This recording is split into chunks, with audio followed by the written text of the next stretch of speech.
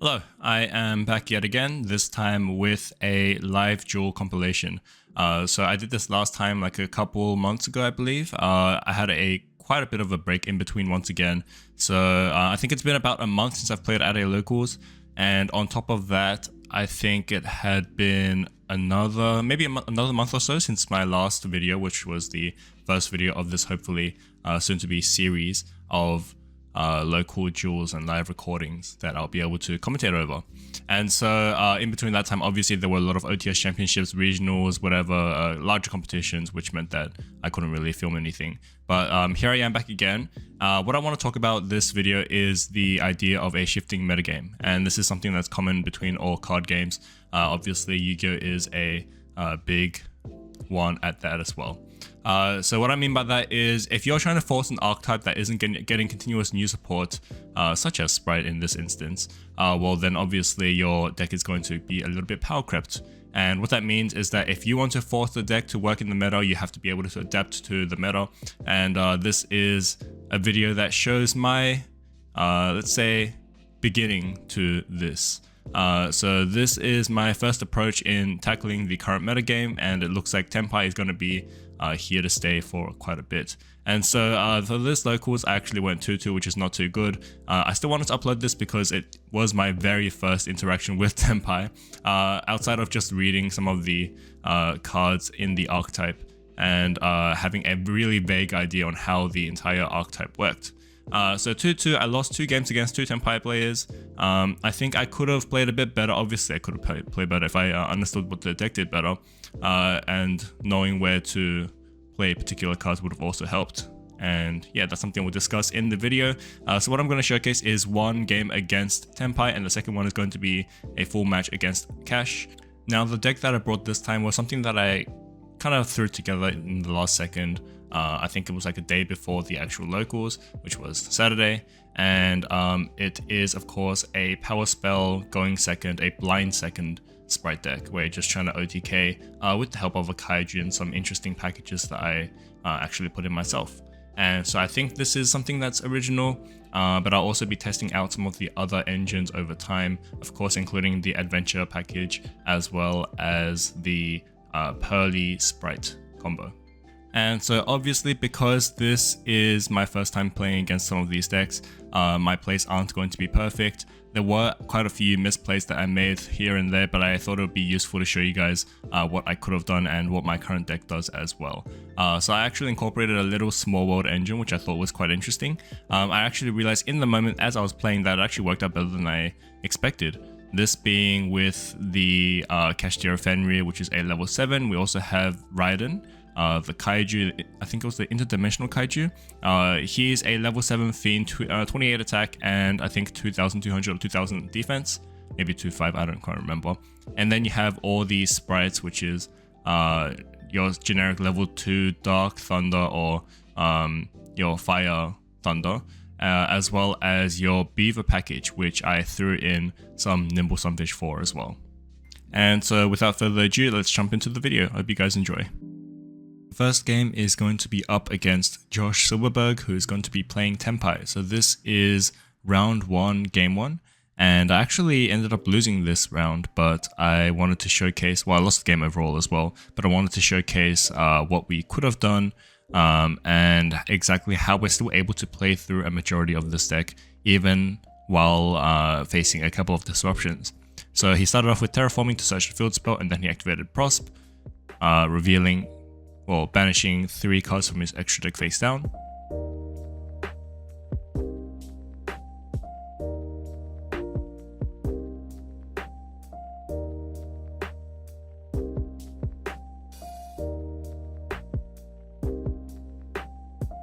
And of course, being the going second power spell deck that I'm playing, I don't have any hand traps to respond with. And so his reveals are Veiler, the Fire Dragon, the Red Dragon, sorry, they're all fire, and Nib. He ends up picking the Fire Red Dragon here, which was a little bit surprising to me. I expected him to pick Veiler, but obviously this indicates that he probably already has Nib, or maybe he has some kind of disruption against me, because he is very much well aware on what I well, what deck I played normally. And so I asked to read the Fire Dragon there because I hadn't really played against the deck just yet. I wanted to have like a better idea of what the deck could do. And as some more additional info, I suppose, at the beginning of the match, I did win the dice roll and I chose to go second. There's the field spell there. So a field spell is not on activation, but rather it's an ignition effect. He searches green dragon out and discards the red. So he has a monster in graveyard. He normal summons the green out to special the red back from the grave. And then he he links off here into your generic Dragon Link end board, which is just a Sealer's Pass.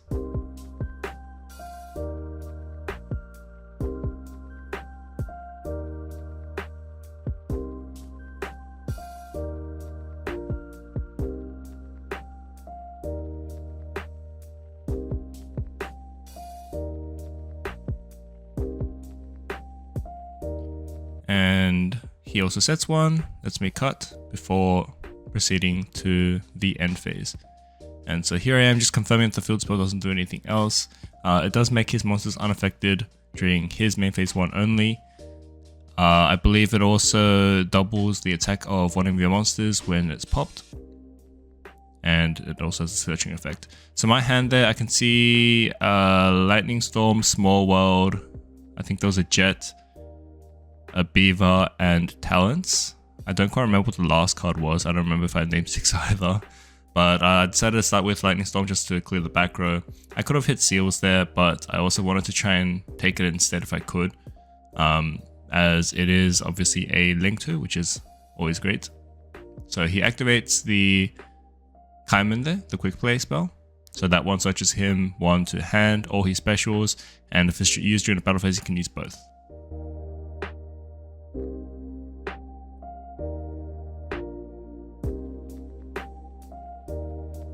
Normal summon Beaver, and I declare Beaver's effect to special summon from deck. He actually activates Ogre, which was very surprising to me. So that pops the Beaver, and then I get to special from deck or graveyard.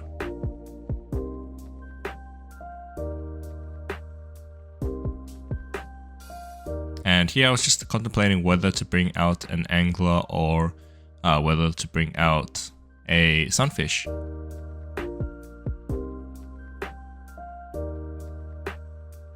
And I ended up summoning, I actually passed one at the very top, but ended up summoning an Angler. And then he activates Seals to bounce back the Angler to hand. So my thought process there was expecting to go into Sunfish, which is why I talked about Sunfish just then. But yeah, I expected to have whatever it was bounce back to hand. I wanted the Angler in hand instead of the Sunfish just because I could then potentially discard it if I could manage to land 2 bodies on the board. I did have Cerberus and a Phoenix in my extra deck, so I could potentially discard the Angler. He summons the White Dragon there, the Pydra, searching for the field spell for more follow-up next turn.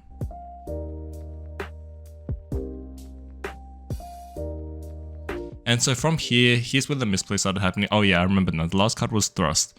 So I had Small World, the Angler, Jet, Thrust, and Talents.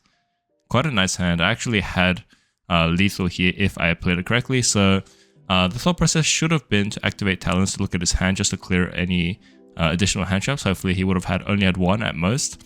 Then I would be able to Thrust into Foolish Burial. I can also Small World into Fenrir, which I'll do now. The Small World combos, I kind of thought of them on the spot. Like I glanced at the options in DB, like I tested with a card here and there. But for the most part, this was actually just thought out on the spot. So I was pretty proud of that one. So there's Jet, Raiden, they're both darks. They share nothing else. And then Raiden and Fenrir share the levels and nothing else. So you're able to get a free body on board and a big body at that. And with Fenrir, you're also able to just clear the Pydra and get a direct 24 swing into them, which means that Gamma Burst typically is just game here. So I should have gone for Small World after I Talenced to look at their hand. But yeah, Fenrir actually works really well with Small World just because you can also special Fenrir on your turn, search for another Fenrir, and then you have Small World to banish the Fenrir that you searched, which means you don't actually go neg hand-wise. So here's the talents, and I used it to draw 2 because I really wanted to just get another additional 2. My thought process here was also to thrust for potentially change of heart, grabbing that one, and I could draw into like a link sprite, which would be red or carrot. So I could link both the Fenrir and the Pydra into a Sprint, or maybe like an SP, and then I could special the carrot, which could then go to gigantic. But it was definitely more correct to just grab the Foolish. I actually forgot about Foolish, which is why I didn't go for it initially. And upon activating Thrust, I was like, oh crap, now I'm playing into Nib, so if he has Nib, it's like a guaranteed GG. So there's the Foolish to dump the Angler. And Angler, I decided to go for 2 Sunfish instead of the Beaver because Beaver is just better to draw overall than Sunfish, and it's more like a slightly better card overall, unless they have, if they have a monster in attack position and I have a Sunfish as well as an additional Angler in deck, then I would consider just summoning one, one Sunfish there. But yeah, Gigantic would have been lethal with Jet and Blue, well, Blue into Jet, into Gamma Burst, into swinging in, and then that would have been game, but he nibbed me there, which essentially ended the game. So I still had quite a few cards left, but I decided to set my second Thrust, which I drew off of Talents as bait, and that was the end of the turn. So I'm actually not going to show the rest of the match just because it was the standard Tenpai combo. He did have the field spell that he searched off the previous turn. He summoned Screen there. But yeah, you guys get the gist of it. He ends up popping my token and hitting me directly with Trident Dragion for like 3 billion damage. Okay, for round 2, game 2, we're going to be playing against Xavier, who's playing Kashtira. So some of you might recognize Xavier from the previous video where I featured him in the local match where he was playing a budget Snake Eye variant. He is a very formidable player, and I said that last time, I'll say it again because he actually ended up topping YCS Sydney this year with the exact same cash deck. And apologies in advance for the shaky camera work, you guys will have to just put up with that for now, but I'll try and get a fix. You might also see some misplays or some plays that could have been done better. If you do see any of these, feel free to leave them in the comments to share with everyone else. And so without further ado, let's jump into the video.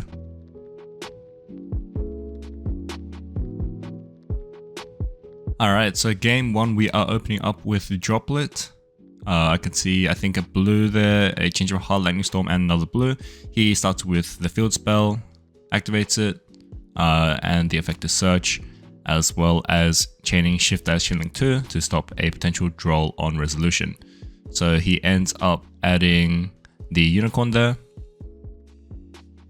Obviously, the Shift does turn off the Droplet there, and apologies for the cut. I wanted to try and shorten the video as much as I could, but he searched the Unicorn, special the Unicorn, and then searched Birth of the Unicorn. And he activates Birth, normal summoning the Fenrir. He goes Fenrir effect to search. Fenrir is going to search out Rise Heart there. And Rise Heart is going to be special summoned using its own effect from hand because it controls a cash monster. So I'm going to get ready to banish my top 3 cards. And he ends up banishing his Kashtira Ogre from deck. And my banishes were Small World, Foolish, and Nimble Beaver. And there's the special summon of Ogre using Birth's effect to bring it back.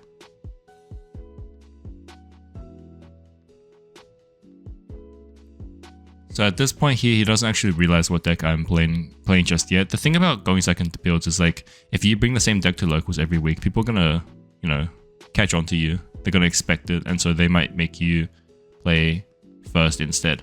So here's my starting card, Lightning Storm. Wipes out his entire field, basically, aside from Rise Heart there. Special the Fenrir of my own. And I do believe he would have played around Lightning Storm if he was going, if it was like game 2 or game 3, but obviously game 1 you're not expecting something like that, especially when I've been playing the same pure build for like quite a while.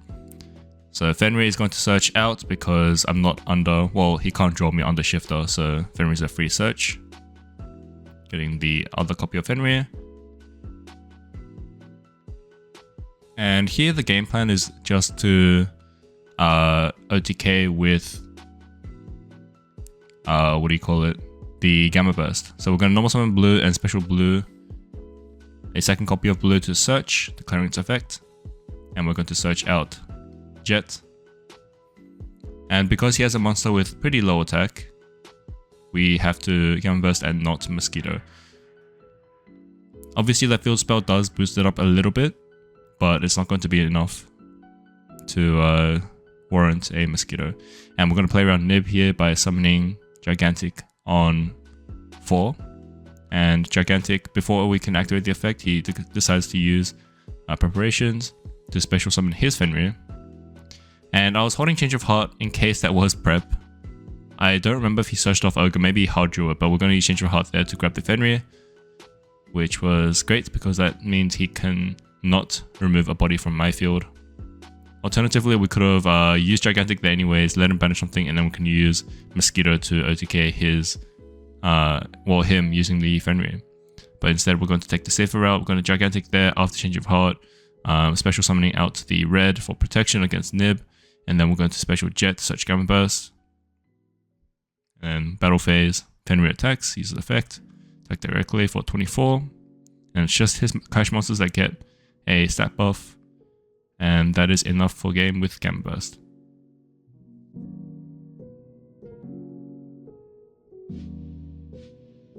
So I'm actually not going to cut straight to game 2 because I do want to show the sighting patterns. Especially for a newer build. I am trying to figure it out, so maybe if you guys have any thoughts as well, please feel free to share them. So when I play a going second build at least, I always want to make sure that I have a plan for going first, and I think everyone has, or every going second Spright player has agreed to just universally side in Ibli, as well as a way to remove the extra monster in case they want to link off into an SP Little Knight or any rank or link 2 for that matter of fact. And so those are the cards that are being put in, Ibli and Smashes on my field. Lightning Storm is being taken out because I'm expecting him to get me to go first after using Lightning Storm and Change of Heart. And here I'm taking out Small World as well as a Raiden or 2 as well, and I put in Cosmics in case, again, he makes me go first and I want to Cosmic either Birth or his field spell.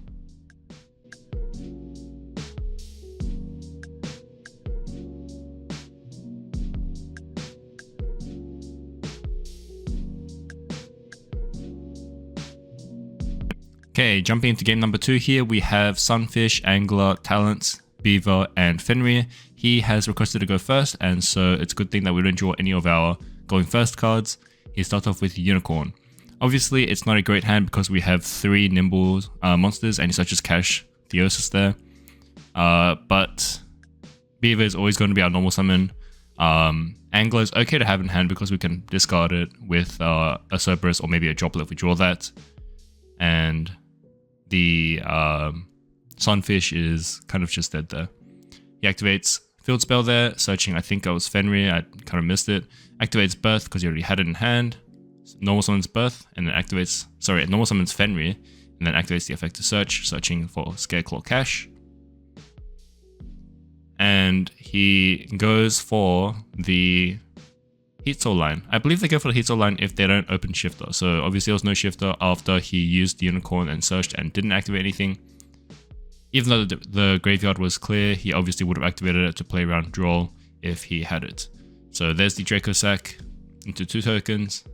And then he's just going to fast forward a little bit. Obviously in the real game you do it step by step. 1 Link Spider and then a 2nd Link Spider, but he's doing them together.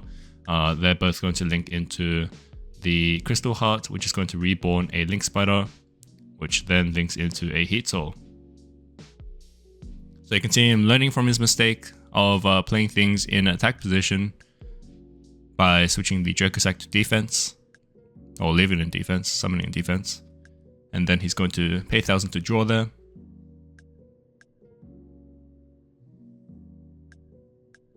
And he's going to use Scareclaw Cash's effect to banish from his graveyard the Fenrir to special Scareclaw Cash from hand, linking those two into IP.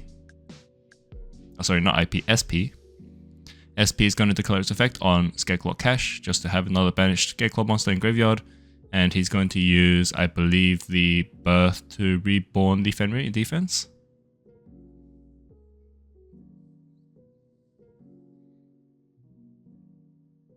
Puts in attack position.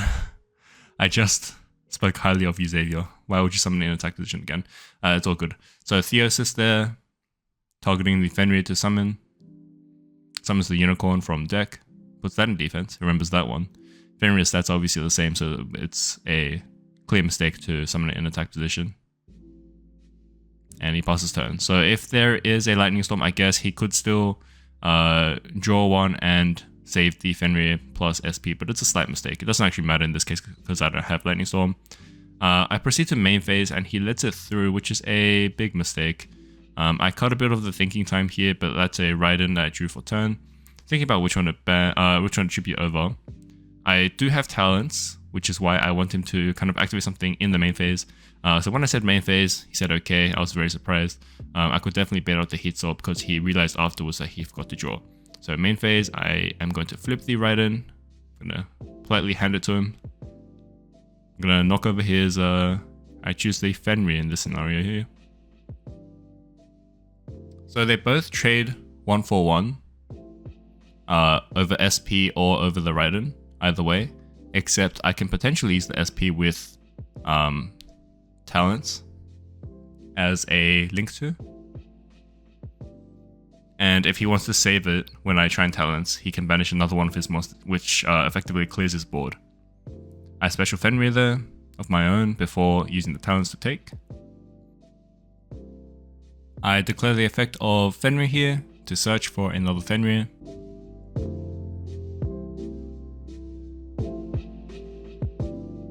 Typically, it's not too smart to begin with a search of Fenrir because you plan to draw really hard. But I wanted to get the search out in case he decided to banish my Fenrir using SP. And so there's the talents to take. And he chooses to banish his own SP Little Knight plus the Unicorn, which he for some reason didn't use. Potentially because that would trigger my Fenrir to banish something on his field. Slight cut there because I had to ask a ruling question about Heat Soul, and yes, I can pay 1,000 to draw because it says you can only use this once per turn. So there's the 1,000 life points for the free draw, which I drew into Carrot. Pretty nice, always nice to have another body. So here I'm especially paranoid about Nib. I took a while thinking about which play to make, and I ended up going with the Nimble Beaver summon and effect. So if you guys count the summons, Raiden's 1 as well. So Raiden counts as summon number 1, and then Fenrir, and then Beaver plus whatever body I summon off it, because I will definitely need 2 bodies from the Beaver to make a Gigantic, and the Gigantic would have been my 5th summon. So I try to play around Nib as much as possible, which is why this board here looks a little strange. In hindsight, I think I actually played this correctly. In the moment, I thought it was a misplay to not just go for like a sprint line. But you'll see something interesting here. So my play here was to link off the Heat Soul plus the Beaver to go for an SP. Every little decision matters, and I targeted the Birth there. So if he decided to nib me here, I can at least save the SP plus the Fenrir for whatever he has. So nib would clear the field. It will stick a monster onto his board as well, which means that the Kashtira cards are kind of worse. And Birth is banished so he doesn't get the recursion. He had 3 cards in hand at this point, I do remember that. And I went for the Gigantic there. Used the effect, and this would have been an OTK because I would have gone for blue jet into a Mosquito to smack the Raiden. And Raiden does gain a bit of attack because of the field spell. And he ashes it unfortunately, which is fine. And of course I can't attack directly because of SP. So we do love hindsight because it gives us the opportunity to realize what mistakes we have made and what we could have done better. So I should have realized here that he was actually on 6,000 life points. So instead of making Gigantic Spright to make a Jet plus Blue into Mosquito, I could have directly made a Mosquito.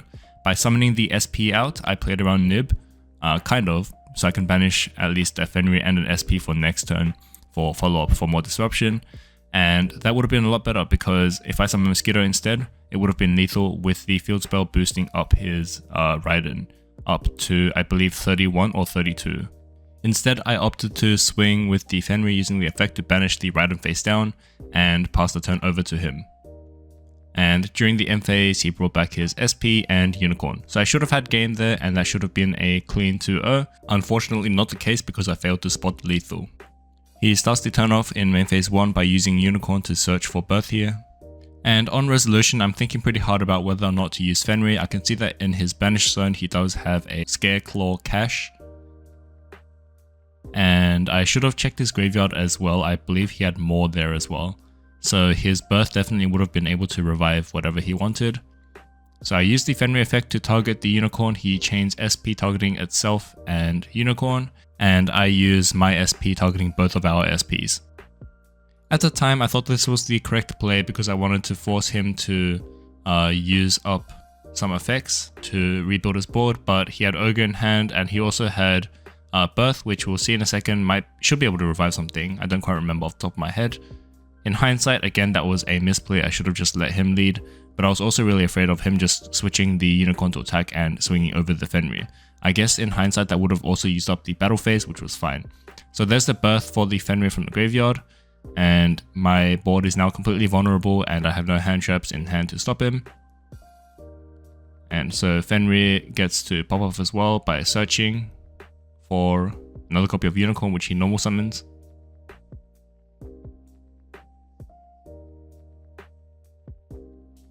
And then he's just going to use his battle phase to swing over my monsters. The first one is Unicorn into the Fenrir. Everything is getting a stat boost of, I can count a water, an earth, dark, and a wind, so everything's getting a 400 attack boost. And he gets rid of my Zeus, which is unfortunate because Zeus would have been really good next turn to wipe his entire board. And he attacked over the Fenrir first instead of the Gigantic, which means everything's still getting 400 because he still has his Fenrir for the Earth attribute. Fenrir is going to use his effect to banish, and it's going to gain 300 now instead of 400 because the Dark left the field. And then Ogre is going to attack directly using its effect on Declaration. I messed up the order here. I should have just taken 5 off the top instead of reorganizing the order because I forgot it's not a hand. So it does actually matter. So I tried to reorganize it there. I think that was correct. And there were my top 5s. So Jet, Red, Droplet, Jet, and Fenrir. He's going to shuffle back the Jet.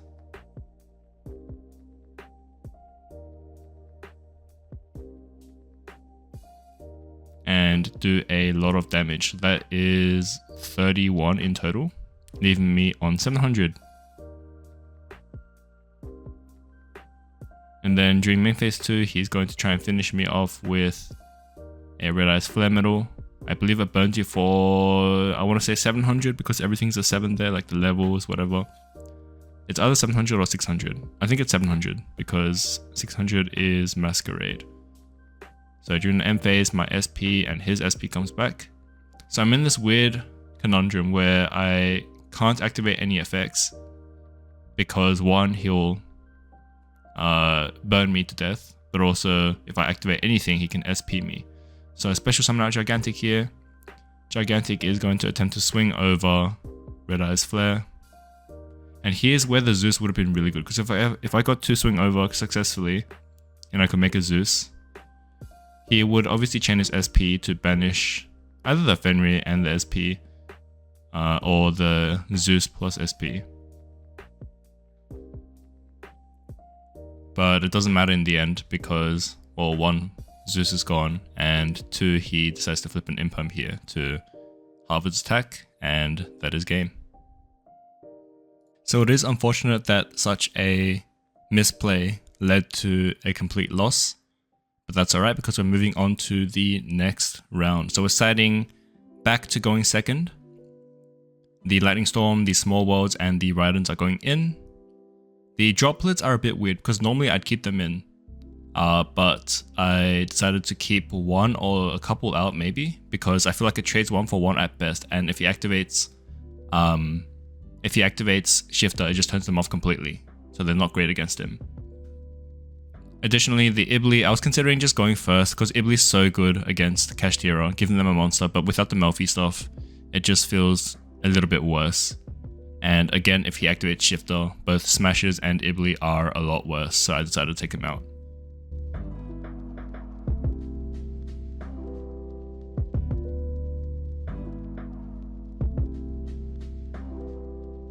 I also realized now that I should have put the other Cosmic in as well for my side deck instead of perhaps the third Droplet, which I don't think I took out yet, because it just doesn't make sense to keep the Droplets in against him. Moving on to game number 3 here, cutting to start us off, and we have chosen to go second yet again, so that's 3 games of going second. Our opening hand is Nimble Sunfish, Triple Tactics Talent, Blue, and can't really make out the rest. I'll point them out when I see them. He starts off with a Pressured Planet to search. Oh, there's a Change of Heart and Gamma Burst. Yeah, I tried to power shuffle as much as, sorry, not power shuffle, hand shuffle as much as possible so I could show the camera in my hand without showing to my opponent. There's the special for the Fenrir, which he searched off the planet, which he then uses to search for Unicorn. Obviously, he has the both in hand already if he's searching the Fenrir instead of Unicorn. And there's the special Unicorn, or the normal summon Unicorn off birth. And he's going to overlay into Draco Sack to go for the same combo of drawing 2. And he is going to remember this time to draw during the draw phase, thankfully. Both the tokens, going away for the 2 Link Spiders, linking those 2 off into the Heart, into the Heat Soul again. He's going to pay 1,000 to draw.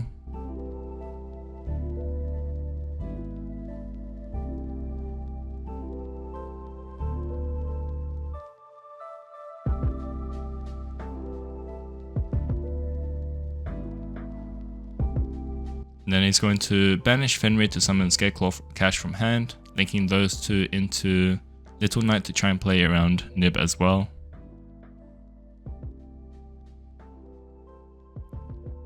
And Little Knight is going to yet again banish, I believe, his Scareclaw Cash, or maybe Unicorn. There's the Scareclaw Cash. So exact same board as last game. Except he's now using Theosis on SP, which was a small mistake, that's alright. So there's Birth to summon back the Fenrir from his Banish Zone, and then Theosis on the Fenrir. Everyone has little muck-ups here and there. And there's the Unicorn in defense this time, good. So Lightning Storm effectively doesn't do too much here because I can either force him to use his SP to banish itself plus a Heat Soul, or I can clear his back row. I drew a Small World for turn.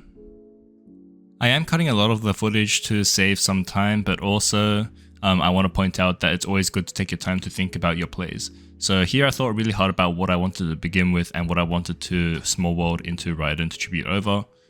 And I start with the Change of Heart, targeting the SP Little Knight, which he then responds with the SP itself, chaining, targeting the Heat Soul. So Triple Tactic Talent is now live because of the SP, and I initially wanted to clear his board by tributing a Kaiju over one of his monsters and then taking the other one. So I opted to use talents to take here, and I take his Fenrir.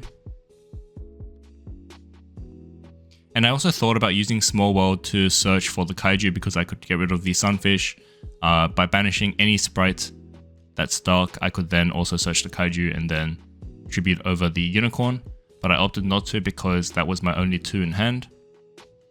So there's the Fenrir for more resources, and he uses Unicorn effect to banish, and he decides to banish the Zeus.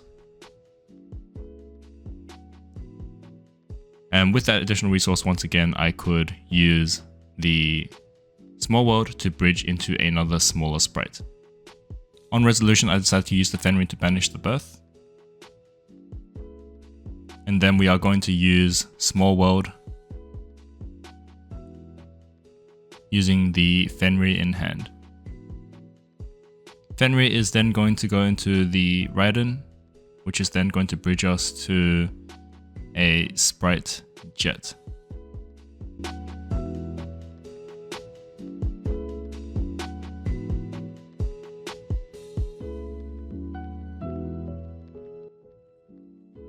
We're then going to switch Fenrir to attack position. And we're going to get our 2s out by summoning Nimble Sunfish. And then special summoning Spright Blue, declaring its effect to search.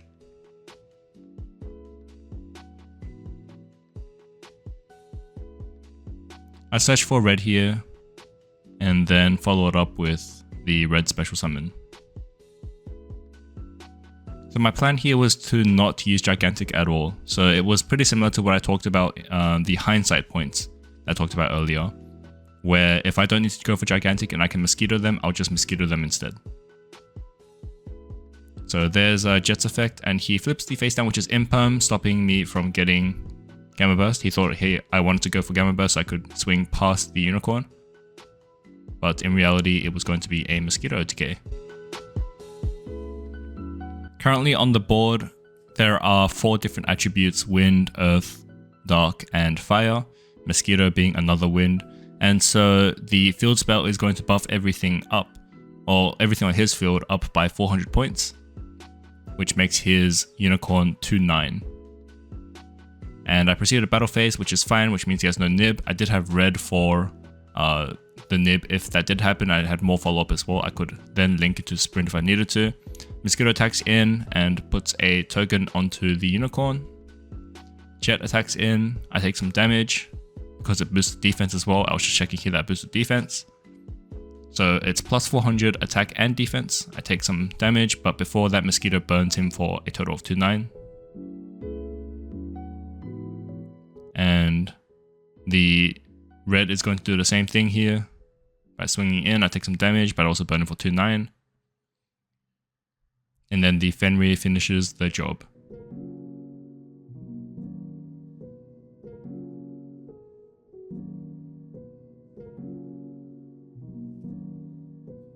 Alright, that is the end of today's video. I hope you guys enjoyed the feature matches. He shows me his 3 ashes, which he was saving for Gigantic, but obviously I didn't have it. Or I didn't summon it because I don't need to. Some quick shoutouts before the end of the video. I want to quickly shout out Game Traders Hornsby and Larry for letting me film and play at his store as per usual. And I also want to shout out John Park for lending me the thrusts for this deck. Let me know if you have any thoughts about the deck or the matches that were displayed today, and I hope you guys have a good one. See you guys in the next one. Bye.